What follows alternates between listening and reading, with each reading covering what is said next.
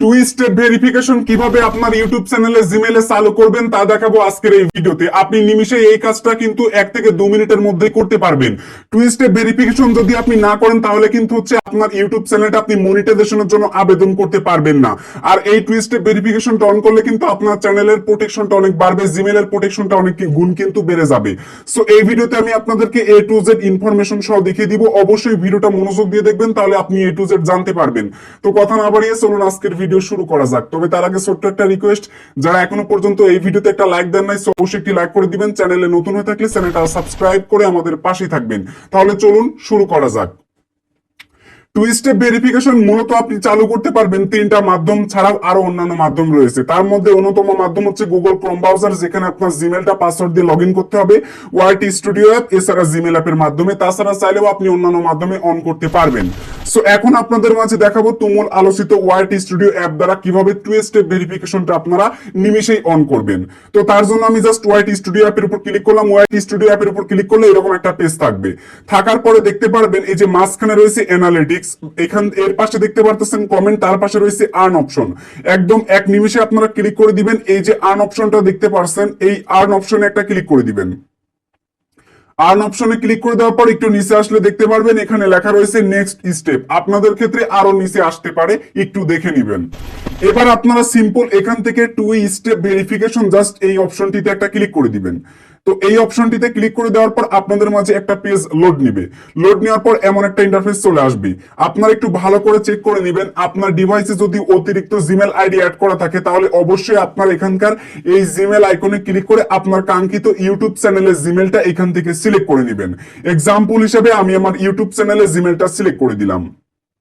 জিমেলটা সিলেক্ট করে দেওয়ার পর এমন একটা পেজ থাকবে। তারপর আপনারা সিম্পল এইখান থেকে দেখতে পারবেন 3 ডট লাইন রয়েছে, এই 3 ডট লাইনে একটা ক্লিক করে দিবেন। তারপর এখান থেকে ওপেন ইন ক্রোম ব্রাউজার বা যে কোনো একটা ব্রাউজার আপনি অন করে দিবেন। আবার অন না করলেও কিন্তু চলবে। এবার এখান থেকে যদি বাংলা ল্যাঙ্গুয়েজ আসে, আপনি যদি চেঞ্জ করতে চান তাহলে এখান থেকে 3 ডট লাইনে ক্লিক করুন। তারপর একটু নিচে আসুন, তারপর এখান থেকে ট্রান্সলেটে ক্লিক করুন। ট্রান্সলেটে আমি ক্লিক করে দিলাম, তাহলে দেখতে পাচ্ছেন ইংলিশটা হয়ে গেছে। প্রথম কাজটা হচ্ছে আমাদের এখানে কন্টিনিউ যদি লেখা আসে তাহলে আমরা কন্টিনিউতে একটা ক্লিক করে দিব। কন্টিনিউতে ক্লিক করে দেওয়ার পর আমাদের মোবাইলটা যদি ফিঙ্গারপ্রিন্ট অথবা পাসওয়ার্ড প্রোটেক্টেড লক থাকে তাহলে লকটা দিয়ে আমরা এইটা খুলে নিব। আমি অলরেডি লকটা দিয়ে খুলে নিলাম।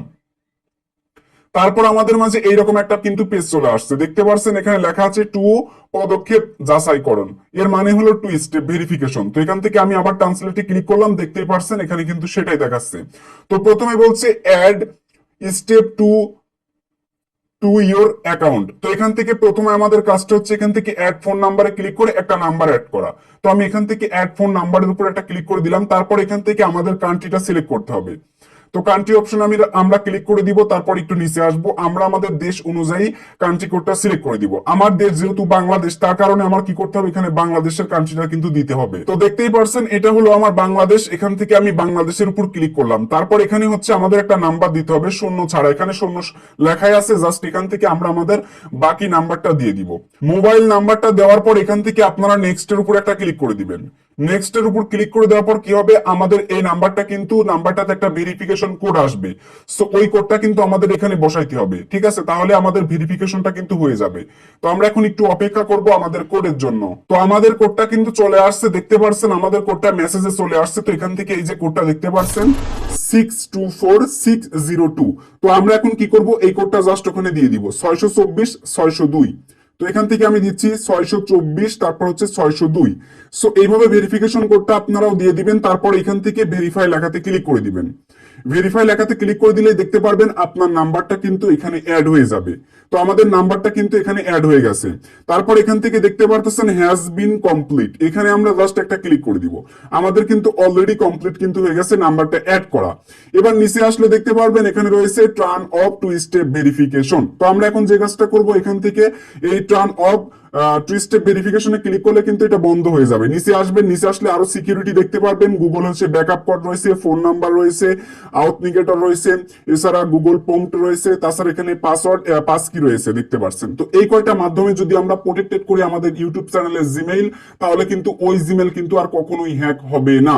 কারণ এই সিকিউরিটি গুলো অত্যন্ত ইম্পর্টেন্ট এবং অত্যন্ত হার্ড। যদি আপনার মোবাইলে একবার করার পর যদি মোবাইলটাও হারিয়ে যায়, আপনি কিন্তু আর পুনরুদ্ধার করতে পারবেন না, এমন কিন্তু সিকিউরিটি এইখানে।